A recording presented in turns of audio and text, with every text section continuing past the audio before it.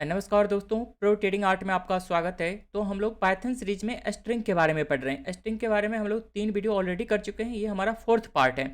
तो चलिए स्टार्ट करते हैं 4th पार्ट को और स्टार्ट्स विथ से ही करते हैं। तो हमारा मेथड कौन सा है यहाँ पे? Starts with.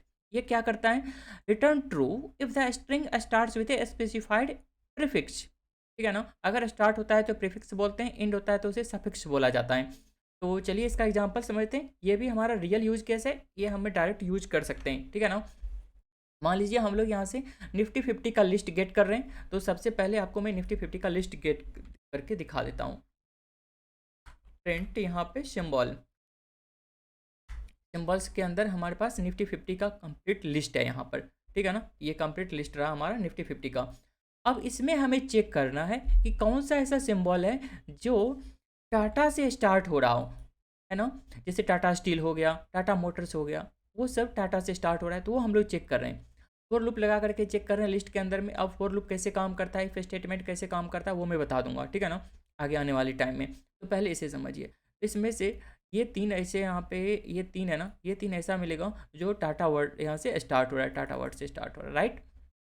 अब ये किस तरह से काम कर रहा होगा तो वो देखिए। जैसे मान लीजिए यहाँ पे प्रिंट करते हैं ना, प्रिंट, और मान लीजिए ये जैसे हमने अपना नेम लिख दिया, ठीक है ना, डॉट स्टार्ट्स विथ, ठीक है ना। अब मान लीजिए ये एम से स्टार्ट हो रहा है या नहीं, ये हमें चेक करना है। सपोज तो क्या मिलेगा यहाँ पे? निश्चित रूप से एम से स्टार्ट हो रहा है तो ट्रू मिलेगा। क्या एम ए से स्टार्ट हो रहा है? देखिए, या तो सिंगल करेक्टर लिखिए या फिर उसका पूरा स्लाइस किया हुआ पार्ट लिखिए। ठीक है ना? यानी सब स्ट्रिंग, सिंगल स्ट्रिंग लिखिए या फिर सब स्ट्रिंग लिखिए, वो आपको जहाँ पे मिल जाएगा स्टार्टिंग में तो आपको ट्रू रिटर्न करके देगा। ठीक है ना? क्या ये पी से स्टार्ट हो रहा है? नहीं स्टार्ट हो रहा है ना पी से, ये हमें क्या मिलेगा? फॉल्स मिलेगा। तो जहाँ पे ये सब स्ट्रिंग टाटा इसे फर्स्ट में मिल रहा होगा वो वहाँ पे ट्रू मिल रहा होगा। जैसे ही ट्रू मिल रहा होगा वहाँ पे हम लोग, ये हमारा फिल्टर्ड सिंबल है ना, इस सिंबल में हम लोग अपेंड कर दे रहे हैं, लास्ट में उसी को हम लोग प्रिंट करके देख रहे हैं। इस तरह से हमारा ये काम कर जाएगा स्टार्ट्स विथ का। सेम इसके अपोजिट हो जाएगा एंड्स विथ का। तो जो एंड कर रहा हो, ठीक है ना, वो हम लोग देख लेते हैं। ट्रू रिटर्न करेगा कब? जब हमारा एंड मिलेगा ना एंड पार्ट में, यानी सब स्ट्रिंग जो होगा एंड पार्ट का, वो अगर हमें मिल जाएगा तो हमें ट्रू रिटर्न करके मिल जाएगा। ठीक है ना? चलिए इसे हम लोग किस तरह से यूज करेंगे वो देख लेते हैं। यहाँ पे पहले इसका एग्जांपल समझ लीजिए। मान लीजिए प्रिंट, यहाँ पे हमने स्ट्रिंग लिखा, ठीक है ना। अब ये इंड कर रहा है, नहीं इंड्स विथ, किससे इंड कर रहा है? मान लीजिए यहाँ से, यहाँ पे एच से इंड कर रहा है, राइट? तो हमें यहाँ पे ट्रू मिल जाएगा अभी, है ना, ये ट्रू मिल गया। यहाँ पे एस एच से इंड कर रहा है, अब ये क्या हो गया? सब स्ट्रिंग हो गया। सब स्ट्रिंग हमारा मिल, यहाँ पे इंड्स कर रहा है तो ट्रू मिल गया। इसी तरह से हमारा सफिक्स यहाँ पे क्या है? यूएसडीटी, वैसे सिंबल जो यूएसडीटी से इंड कर रहा हो वो ट्रू मिलेगा। जैसे ही ट्रू मिलेगा उसे हम लोग इसमें फिल्टर्ड सिंबल में अपेंड कर देंगे। उसी तरह से हमें यहाँ पे ये फिल्टर्ड लिस्ट मिल गया है जो सिर्फ यूएसडीटी से कवर्ड है। ऐसा नहीं सोचिएगा सिर्फ यूएसडीटी है इसमें, यहाँ पे यूएसडी भी है ना, डॉट यूएसडी भी है। तो सिर्फ यूएसडीटी वाला हमें मिल गया है। ठीक है ना? तो उसके बाद चलिए नेक्स्ट एग्जाम्पल पे चलते हैं। और क्या है नेक्स्ट मेथड हमारा? फाइंड का है। Return the index of the first occurrence of a specified सब स्ट्रिंग इन द स्ट्रिंग और -1 if the sub string is not found. इसका मतलब क्या है?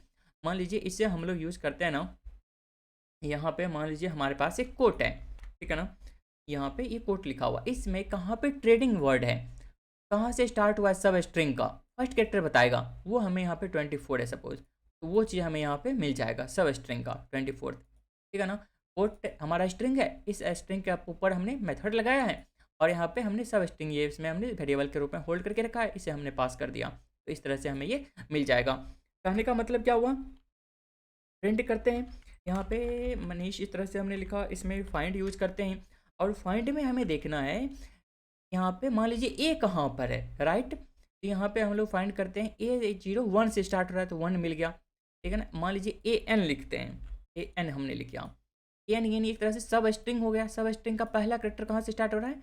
1 पोजिशन से, 01 से स्टार्ट हो रहा है, राइट? अब हम लोग यहाँ पे लिखते हैं टी, मान लीजिए ए एन टी हमने लिख दिया, ये इसमें है सब स्ट्रिंग नहीं है तो हमें -1 मिल गया। ठीक है ना? यही पॉइंट था हमारा यहाँ पर। और -1 if the sub string is not found, नहीं मिलता है तो -1 मिल जाएगा।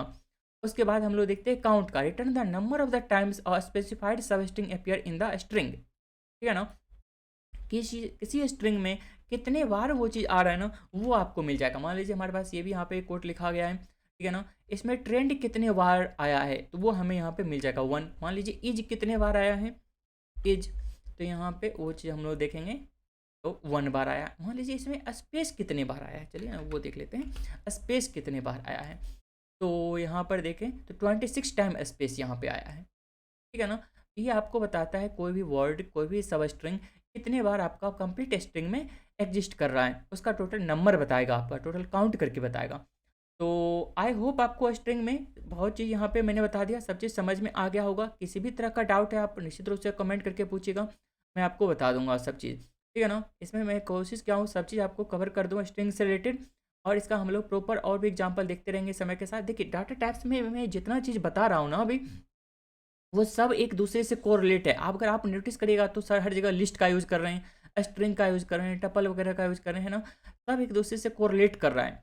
जब एक बार आपका कंप्लीट डाटा टाइप समझ में आ जाएगा तो उसके बाद बहुत आसानी से बहुत अच्छे अच्छे कोड करने लगेगा, ठीक है ना। उसके बाद हम लोग कंडीशनल स्ट्रक्चर वगैरह लूप वगैरह पढ़ेंगे। तो अगर ये सीरीज आपको अच्छा लग रहा होगा तो निश्चित रूप से आप और लोगों के साथ शेयर करिएगा, कमेंट करते रहिएगा, ठीक है ना। वीडियो अच्छा लगा है तो आप निश्चित रूप से लाइक कर दीजिए। तो थैंक्स फॉर वॉचिंग।